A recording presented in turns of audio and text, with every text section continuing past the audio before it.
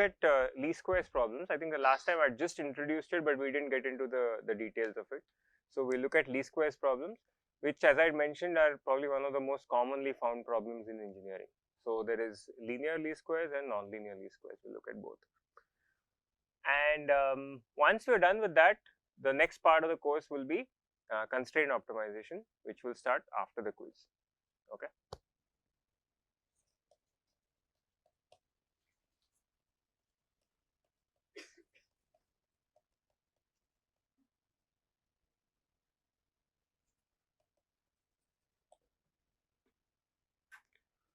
Alright, so let's look at least squares optimization. In terms of motivation, we don't need to re-motivate it. We had given two models, if you remember. What was the first model? There was radioactive decay, right? There was one model. So let me just write that one example down. So this was example one, was something like this.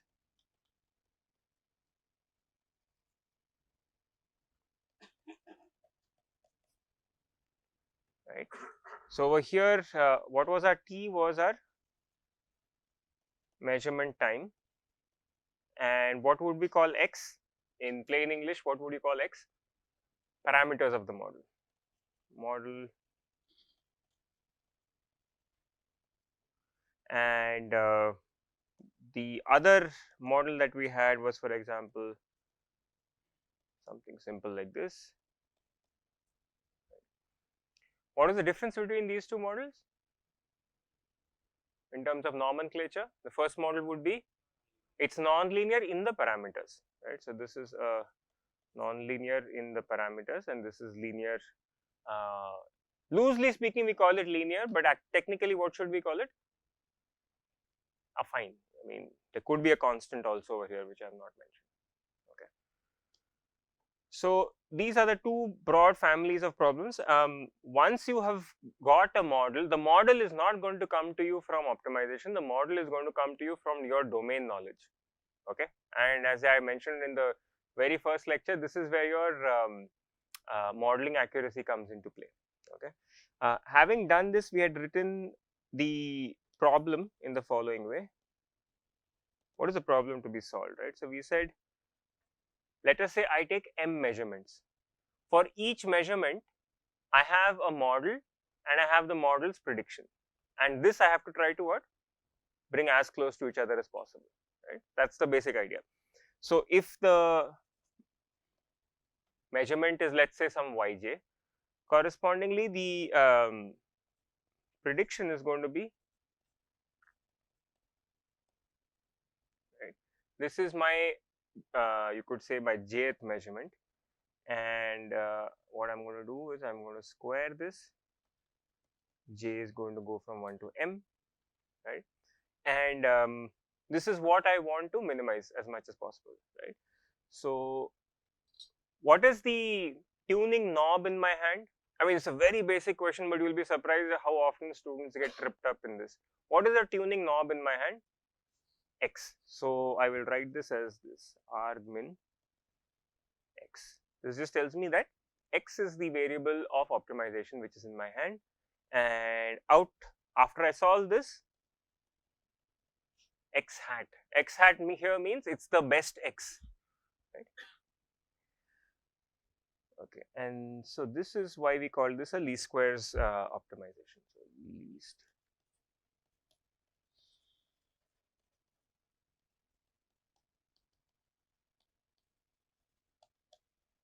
I think we had spoken roughly until this point.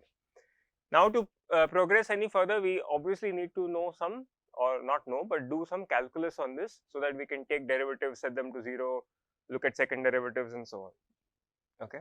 So there is a, because these problems occur so frequently, there is a standard terminology for solving or mentioning most of this.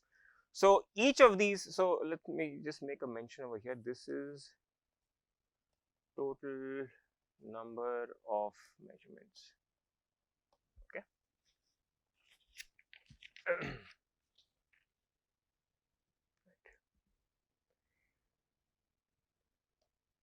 Is there a common word that we use to denote the expression inside this red bracket? in the optimization world, this expression within the red bracket, what do we also call it as? Not quadratic, a general word. Objective function. Objective function, or another very common word is cost function. Okay, so cost function. In many papers, you will in fact see this written as C dot F, and you will wonder what does this C dot F. This means cost function or objective function. Okay, and the common symbol for it, let us say, let's call it f of x. Now, when I say f of x, you should realize that x here is a vector or a scalar. So, vector, because there can be many parameters in the model. Okay. So, the common way of writing this expression is this one term over here is called a residual. So, let us say yj minus y of x comma j. I am going to call this a residual. Why residual? Because that's the residue left when I match my data with my prediction. Okay, and the common notation is this rj of x. Okay, so if I have all of these residual quantities are there for each measurement, I have these residuals. I can as well stack it and make a vector out of it. Right. So the residual vector then it simply has the expression r. Okay. So r of x is going to be a vector. So r1x up to rmx, because there are m measurements, and transpose. Okay. And the common expression is written like this. Okay. So j is equal to 1 to m rjx. This half is introduced just to make math a little bit easier. Otherwise, you'll have a 2 floating around everywhere. So don't worry too much about it. Okay. Now, how many? Obviously, I'm going to call x as an n-dimensional vector. So x is Rn, right? So let's look at the numbers over here. If I have m is greater than equal to n, okay, so here is where we need to first operate from common sense. M greater than equal to n means what? I have more measurement than variables. Is that, from a common sense point of view, is that a good place to be or a bad place to be? It's a good place to be in, because you have enough measurements are there. I mean, if I have like 10 parameters of the model and one measurement, and there's that famous saying, I don't know who that physicist is, that if you give me 3 points, I can fit an elephant for you, right? So any model will fit it if I have less data and too many parameters, right? So this is where you want to be, and this is also the more realistic case. Right? What about this? There may be some situations where data may be extremely expensive. For example, I mean, with the Geiger counter, right? Radioactive measurements, you cannot send a person to make too many measurements, so you have less number of measurements, right? So there are situations when this also happens. This is more challenging, and the uniqueness of the solution, all of these properties are questionable. Okay, so in principle, this is the situation where you can have infinite solutions. Okay. When you have infinite solutions, then some solutions come with some special properties, right? So okay, let's take a very simple case, something that you have all studied from class 11. When you have a linear system of equations, right, that means a fact matrix. Fact matrix has infinite solutions. Is there any special solution out of these infinite solutions?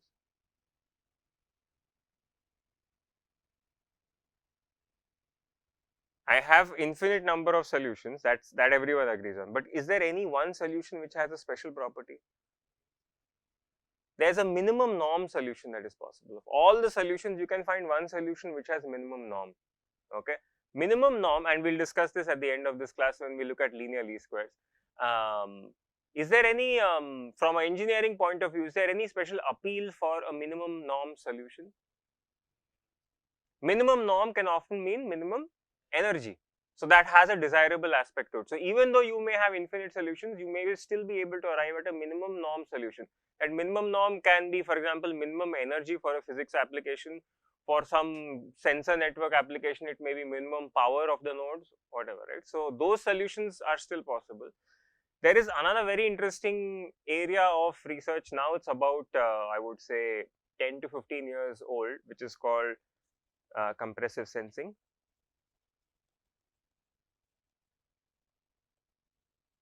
Which is a very beautiful subfield of signal processing, where you can show, there are theoretical guarantees for this, that you, in spite of m being less than n, you can arrive at a unique solution. Okay, it's so this is a very nice possible topic for your course project. Okay, many students in the past iterations have enjoyed this topic. So just telling you, it's very counterintuitive, but it's good fun. But for now, this is the case that we're going to look at, okay, where common sense dictates there is more measurements than the number of variables over here. Okay. So with my residual vector r defined this way, is there yet another very compact way of writing this cost function f of x? Instead of this laborious summation that I've written, can I write it in some other way? Half norm r square, right? L2 norm.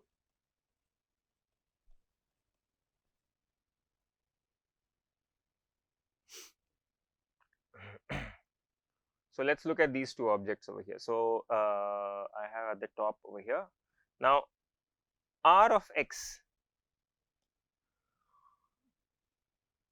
is r of x like a function also? Does it take an input and give an output?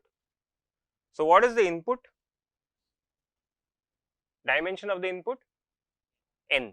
N variable x enters into this guy. What comes out of it? How many measurements do we have? M, right? So it's a vector, right? Similarly, f of x, that's our objective function or cost function. What does it take as input? Rn comes in and out comes simply r. Right? So which one of these guys is going to have a Jacobian, a non-trivial Jacobian? It's going to be r. Right? Now finally, when I'm looking at f of x, which I've written over here, I want to, if I want to calculate a stationary point of f, what am I going to be looking at? Given f, you want a stationary point. What is the quantity that I need to look at? Grad of f, right? Now grad of f, because f is written in terms of this r, it'll make our life a little simpler if we look at, anticipate that what's going to happen when I start differentiating f with respect to x1, x2 up to xn. I'm going to see a norm r square that's going to appear everywhere. So before we jump into grad f, let's just look at the Jacobian of r. It will help us simplify the math, because I have to take a derivative of r anyway, and a derivative of r is also known as Jacobian. So let's look at here. So remember, we had if I give you a function f and I ask you grad f, it was a column vector like this.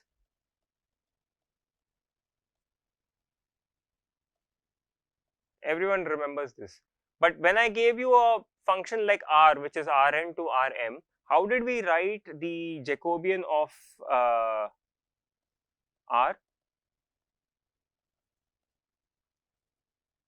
Sorry, small r.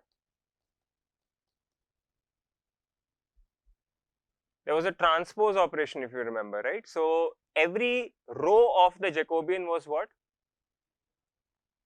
Grad of each of those residual terms, right? So let's write down now. Okay.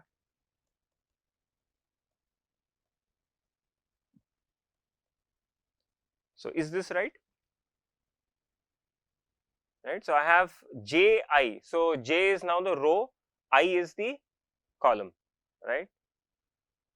So, if I am keeping the row number fixed and I am changing the columns, right, I am getting grad R1 is one row, grad R2 is one row, right. So, if you visualize it, it's like this, grad of R1 transpose. So, it's going like this, grad of R2 transpose is going like this.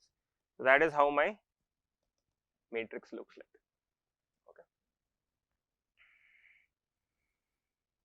And if you wanted it further explicit, R1 by D x1, R1 by D x2.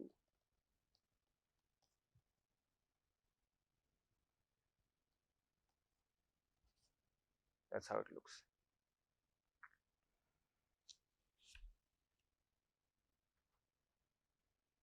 Okay, so you already know f of x is equal to, we are going to write it in a simpler form, half of rj x squared. Okay. Now I want to calculate grad f, right? For calculating grad f, what is the one thing that I need to do? Calculate, for example, df by dxi. Right? So I can take this expression over here and start differentiating j equal to 1 to m. So one common mistake again a lot of times students make is that mixing up the variable of summation and the variable of differentiation. So here the dummy index for the summation is j, right?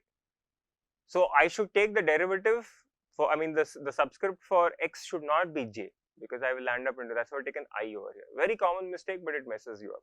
So right, so if I take this derivative, what happens? I'm taking the derivative of this expression over here. What happens to my 2?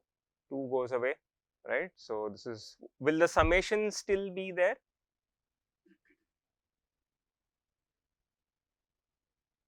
Has to be there, because each r depends on all the x's, so it's going to be there. So this summation remains there. Okay, I have a rj of x and I have a drj by dxi of x, and I can just, for simplicity, rearrange them this way.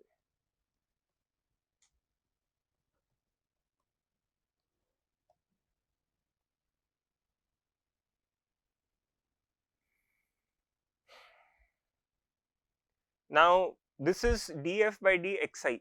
I like this, I want from df by dx1, x2 all the way up to xn. What is this guy reminding you of?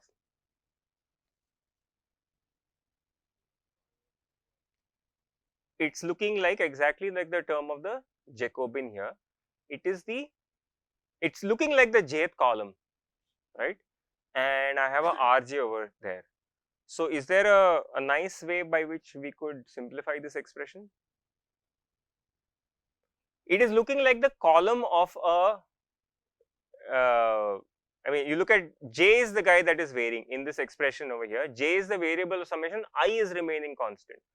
Okay, so over here in if I is remaining constant, which is x, that is corresponding to, for example, let's get blue over here, one column like this, because over here what is changing? R1, R2, R3, but x2 is remaining the same in that. So it's a column of my Jacobian matrix. So I'm multiplying the column of a Jacobian matrix, but when I multiply a matrix with a vector, what do I multiply? A row of the matrix with a column vector. So this is not exactly like that with J, but it's with J transpose. If I take J transpose, this blue circle thing will become a row vector, and that is getting multiplied by which vector? R. Its components are there, Rj, R1, R2, right? So this is so this will simply be J transpose multiplied by R, right? If you want it to be a little bit more explicit, you would call this because they're all functions of x.